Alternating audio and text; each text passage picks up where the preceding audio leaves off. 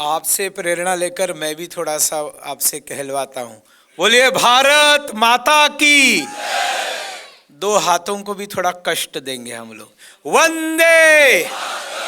अब मैं कुछ महापुरुषों का जय जयकार करूंगा जो आप मेरे पीछे पीछे दोहराएंगे।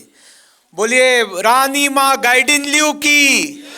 देखिए वहां पर दूसरी तस्वीर है बाईं तरफ से, महिला है, एक स्वाधीनता सेनानी है, तो उनको मैंने प्राथमिकता दी। जनजातीय भगिनी है हमारी, सशस्त्र क्रांति जिन्होंने अंग्रेजों के खिलाफ और ईसाई मिशनरियों के खिलाफ जिन्होंने की। ऐसे ही एक क्रांतिवीर बाजू में है, भगवान बिरसा मुंडा। बोलिए भगवान बिरसा मुंडा की। प्रधानमंत्री नरेंद्र मोदी जी ने एक पहले ऐसे प्रधानमंत्री है जिन्होंने माल्यार्पण किया उस प्रतिमा का पार्लियामेंट के अंदर। उससे पहले किसी को ये सूझबूझ नहीं थी कि भगवान बिरसा मुंडा के तस्वीर को हार भी चढ़ाना चाहिए। मोदी जी ने चढ़ाया। उनके जन्मदिन को उन्होंने जनजाति गौरव दिवस कहा, फिर पखवाड़ा कहा, और अब ये पूरा वर्ष जनजाति गौरव दिवस करके हम लोग मना रहे हैं। ऐसे भगवान बिरसा मुंडा आपके सामने है। बाईं तरफ लाचित बड़फुकन है जिनकी कहानी बहुत रोचक है, लेकिन आज तक दिल्ली में इतना कभी बड़ा कार्यक्रम नहीं हुआ था। जो डॉक्टर हिमंत बिश्व शर्मा मुख्यमंत्री बनने के बाद विज्ञान भवन में एक भव्य कार्यक्रम प्रधानमंत्री जी के उपस्थिति में भगवान अपने लाचित बड़फुकन जी के ऊपर हुआ था। और एक बहुत प्रेरणादायी ऐसे एक अहोम राज्य के बहुत महान पराक्रमी सरदार, उनकी भी छवि आपके सामने है। एक कियांग नांगबा की छवि आपके सामने है, जो मेघालय का एक गरीब घर का लड़का जो अंग्रेजों को चैलेंज देता है, 10 साल उनके रात की नींद हराम करता है और उसके बाद में अंग्रेज उनको फांसी पर चढ़ाते हैं। ऐसे कियांग नांगबा, तो दोनों की हम जय जयकार करेंगे। बोलिए भगवान बिरसा मुंडा की, कियांग नांगबा की, लाचित बड़फुकन की, भारत माता की।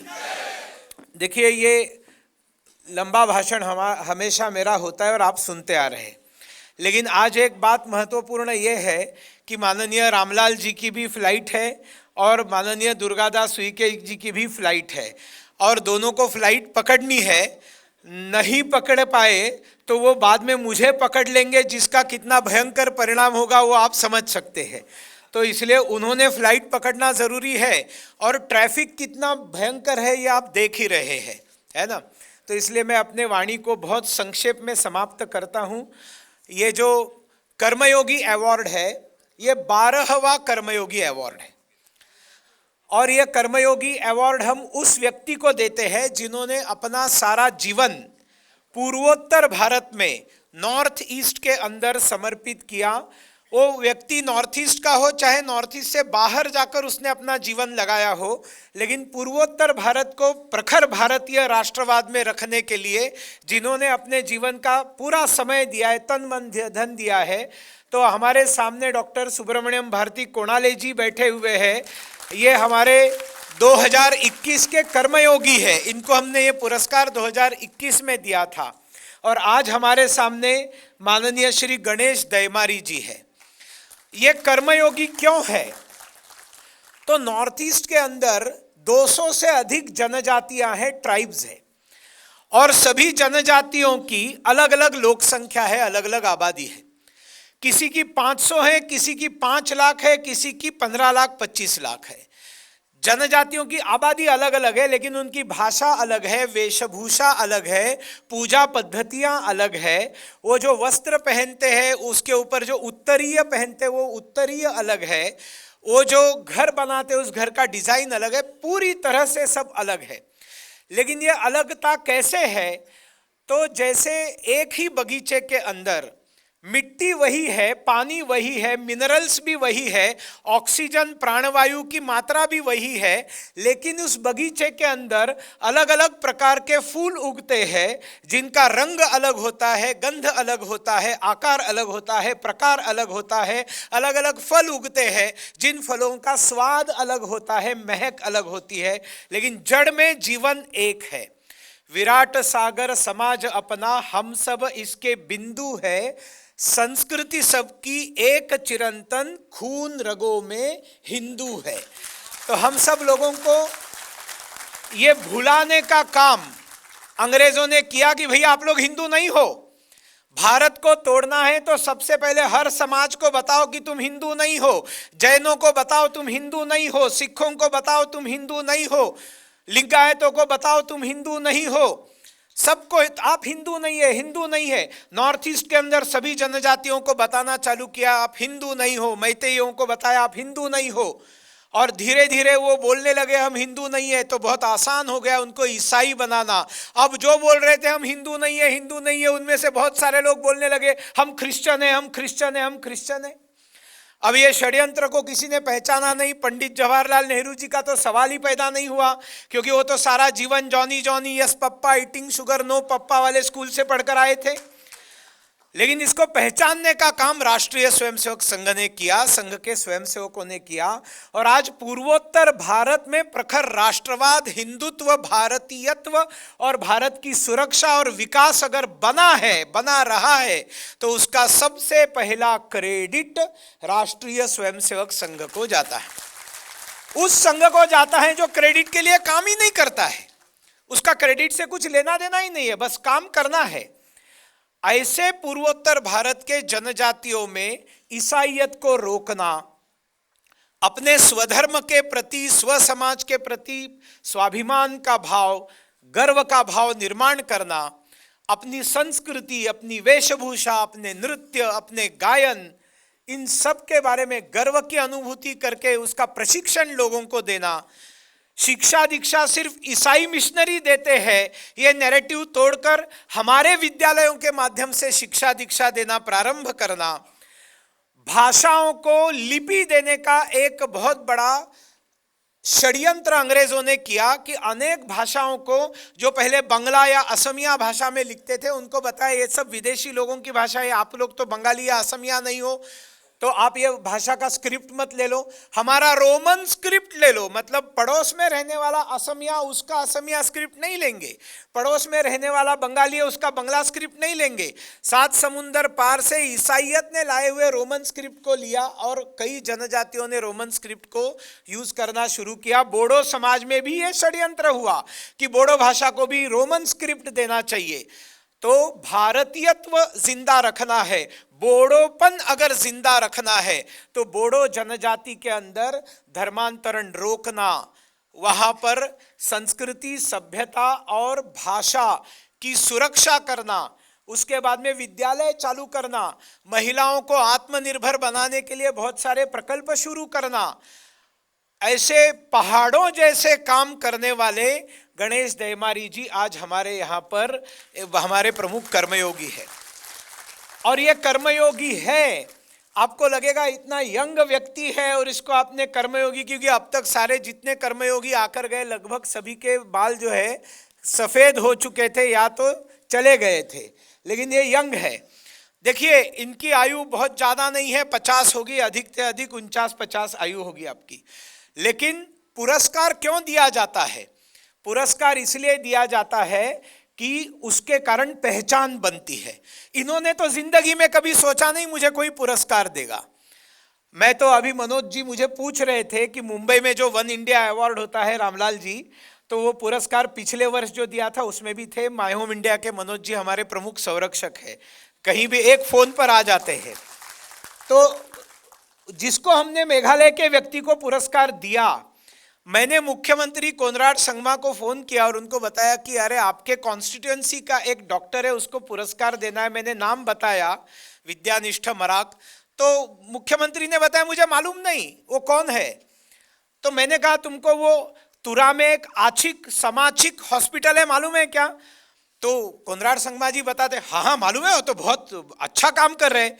मैंने कहा वो हॉस्पिटल जिन्होंने शुरू किया है हर्बल मेडिसिन का, पारंपरिक मेडिसिन का, उसी डॉक्टर को हम वन इंडिया अवार्ड मुंबई में दे रहे। मतलब नाम मालूम नहीं था मुख्यमंत्री को, काम मालूम था, काम मालूम था। और इसलिए ऐसे जिनका काम लोगों को पता चलना चाहिए, इसलिए हम पुरस्कार देते हैं। गणेश जी आपके माध्यम से हम दिखाना चाहते हैं कि किस तरह से काम नॉर्थ ईस्ट में चुपचाप लोग कर रहे हैं। नॉर्थ ईस्ट देश की सुरक्षा के लिए अत्यंत महत्व का स्थान है, हमारा है। जहाँ रुक्मिणी का जहाँ जन्म हुआ वो नॉर्थ ईस्ट, जिस सुग्रीव को अपना पूर्वज मानने वाला वहाँ पर समाज रहता है, वो हमारा नॉर्थ ईस्ट। आपने पिछले कर्मयोगी अवार्ड में आपने डॉक्टर कृष्ण गोपाल जी का थंडरिंग स्पीच सुना होगा। ऐसे गरज रहे थे जैसे बिजलियाँ कड़ाड़ रही, और नॉर्थ ईस्ट का पूरे देश के साथ नाता कितना सुंदर कृष्ण गोपाल जी ने दिखाया था, वो सब मैं नहीं बताऊंगा। ये कर्मयोगी अवार्ड, ये 12वां कर्मयोगी अवार्ड है। वन इंडिया अवार्ड 25 तारीख को मुंबई में है, वो 15वां अवार्ड है। पहला अवार्ड पूजनीय सरसंघ चालक जी ने दिया है, और मुंबई का वन इंडिया अवार्ड प्रधानमंत्री नरेंद्र मोदी जी ने तब दिया है जब वो गुजरात के मुख्यमंत्री थे। बड़े लोगों को हम क्यों बुलाते हैं अवार्ड देने के लिए? रामलाल जी बहुत बड़े हैं, सारा भारत उनको जानता है। हमने बड़े लोगों को क्यों बुलाया? क्योंकि जिसको पहचान नहीं है, ऐसे व्यक्ति को पहचान दिलाने के लिए बड़े व्यक्ति के हाथों अवार्ड देते हैं, तो उनके कारण सब लोगों को पता चलता है, अच्छा रामलाल जी ने अवार्ड दिया, तो फिर वो व्यक्ति का जो छुपा हुआ बड़ापन है वो बाहर निकल आता है। हमारा ये अवार्ड सारस्वत बैंक स्पॉन्सर करती है, और मैं बताना चाहूँगा सारस्वत बैंक दिल्ली में भी काम करती है, उसके हमारे अधिकारी सामने बैठे हुए हैं। और इसके जो अध्यक्ष हुआ करते थे, चेयरमैन हुआ करते थे, हमारे स्वर्गवासी एकनाथ ठाकुर जी, जो मेंबर ऑफ पार्लियामेंट थे शिवसेना से राज्यसभा पर, लेकिन सारस्वत बैंक को 4000 करोड़ की बैंक को 55,000 करोड़ तक लेकर गए। एक कोऑपरेटिव बैंक इतना भव्य कॉरपोरेट बैंक बन सकता है, कोई सोच नहीं सकता, वो उन्होंने करके दिखाया। उनको अपॉइंटमेंट लेकर मिलने के लिए गया तो बोर्ड की मीटिंग चल रही थी। मैंने सिर्फ इतना मैसेज भेजा कि नॉर्थ ईस्ट के लिए काम करता हूँ। उन्होंने मुझे अंदर बुलाया, सबके सामने बिठाया, और सारे बोर्ड को उन्होंने बताया ये लड़का क्या बोलता है, सुनिए नॉर्थ ईस्ट के लिए कितना काम करना ज़रूरी है। और मैंने 1 घंटा सारस्वत बैंक के बोर्ड को नॉर्थ ईस्ट और माय होम इंडिया बताया। फिर वो हमारे राष्ट्रीय अध्यक्ष बने। एकनाथ ठाकुर जी 8 वर्ष माय होम इंडिया के राष्ट्रीय अध्यक्ष थे, और जाने से पहले उन्होंने कहा गौतम ठाकुर जी को कि ये अवार्ड जो है ये हमेशा हमने स्पॉन्सर करना है, वन इंडिया और कर्मयोगी। तो सारस्वत बैंक का हम धन्यवाद तो देते ही है, आप लोगों को बताते एक आध अकाउंट वहाँ खोलेंगे तो भविष्य में स्पॉन्सरशिप की रकम भी हमारी बढ़ सकती है। तो यहाँ पर आकाश जी आपको भी बहुत बहुत धन्यवाद है कि यहाँ पर ये जो सभागार है ये इन्होंने हमें उपलब्ध करा दिया है, क्योंकि डॉक्टर अंबेडकर इंटरनेशनल सेंटर जिस ध्येय को लेकर काम कर रहा है, दुखित, वंचित, शोषित, पीड़ित, उपेक्षित समाज की सेवा करना, उनके प्रति जागृति निर्माण करना, उनको आगे बढ़ाना, वही काम माय होम इंडिया कर रही है। इसलिए आकाश जी ने कहा कि हमारा आपका लक्ष्य है कि हम लोग एकत्रित मिलकर कार्यक्रम करते हैं, तो इसलिए हमने एकत्रित कार्यक्रम किया है। दुर्गादास जी आप आए, आपका मैं बहुत बहुत धन्यवाद देता हूँ। और मनोज जोशी के बारे में एक बात मैं बताऊंगा, उनको भाषण करने के लिए तो हम देने वाले नहीं है, क्योंकि आपको अलग से बुलाएंगे, आपका अलग भाषण रखेंगे। लेकिन 1 और 2 नवंबर को मैं आप सबसे आह्वान कर रहा हूं, चाणक्य के ऊपर इनकी एक बेहतरीन नाटिका है, ड्रामा है, बहुत सुंदर ड्रामा है। मैंने तो 3-4 बार देखा हुआ है। लेकिन अपने को यहाँ का जो नेशनल स्कूल ऑफ ड्रामा का जो थिएटर है मंडी हाउस में, 1 और 2 नवंबर को ये चाणक्य का जो ड्रामा है, स्टेज है, नाटक है, वो देखने के लिए मैं आप सबको आमंत्रित करता हूँ। वो विनामूल्य नहीं है, उसका टिकट खरीदकर आप सबको जाना है। ये माय होम इंडिया के माध्यम से इसके बारे में आपको सोशल मीडिया में भी बताएंगे। तो मैंने कहा एक बार आपको सामने भी बिठाएंगे, और उनको मैंने कहा कि आप ऑलरेडी एक टोपी पहनकर आए थे तो वो उतार कर दूसरी रखना ठीक नहीं, इसलिए उनको जापी नहीं पहनाई। अगले बार जब आप आएंगे तब वो ना पहनते आइए, तो हम जापी भी आपको पहना देंगे। चलिए बहुत बहुत धन्यवाद। हम अभी वक्तव्य के लिए हमारे बाद में दोनों वक्ताओं से पहले बुलवाकर अवार्ड का कार्यक्रम पहले कर लेते हैं, ताकि उनकी फ्लाइट मिस न हो जाए। थोड़ा कम बोलूंगा बोलते बोलते भी थोड़ा ज़्यादा बोल गया, इसलिए क्षमा चाहता हूँ। बोलिए भारत माता की। यार मेरा आवाज़ आप लोगों से ज़्यादा बड़ा है, ये कोई बात हुई क्या? सब लोग अपने हाथ उठाइए, बोलिए वंदे भारत माता की। धन्यवाद।